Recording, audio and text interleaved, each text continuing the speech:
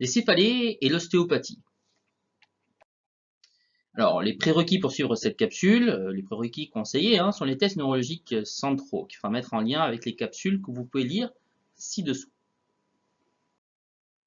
L'objectif est d'amener une réflexion sur la prise en charge d'un patient qui présente une céphalée pour l'intégrer dans une démarche de diagnostic d'opportunité. Alors, les céphalées et l'ostéopathie. La céphalée est un symptôme qui représente un motif de consultation fréquent pour les patients de l'ostéopathe.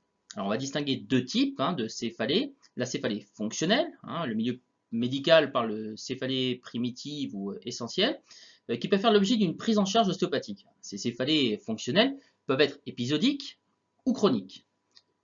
On va avoir les céphalées organiques. Alors, les céphalées organiques, le milieu médical lui parlera de céphalées secondaires qui sont liées à une pathologie organique. Dans certains cas, la céphalée peut témoigner d'une pathologie organique grave qui peut représenter une menace vitale pour le patient, comme dans le cas d'une dissection d'une artère vertébrale ou d'une carotide interne. A l'inverse, la céphalée de tension épisodique est d'une extrême banalité. Et tout sujet dans sa vie peut présenter un épisode de céphalée de tension épisodique.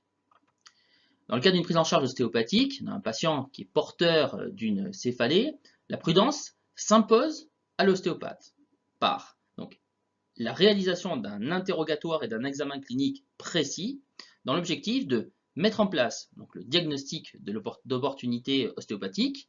Il faudra aussi qu'il respecte l'article 2 du décret du 25 mars 2007 qui est relatif aux actes et aux conditions d'exercice de l'ostéopathie.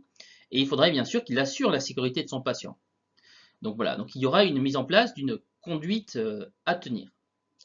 Donc pour mémoire, l'article 2 du décret numéro 2007-435 du 25 mars 2007 que l'on citait précédemment, qui est relatif aux actes et aux conditions d'exercice de l'ostéopathie, ce décret précise que les praticiens mentionnés à l'article 1er, donc les usagers du titre d'ostéopathe, sont tenus, s'ils n'ont pas eux-mêmes la qualité de médecin, d'orienter le patient vers un médecin lorsque les symptômes nécessitent un diagnostic ou un traitement médical.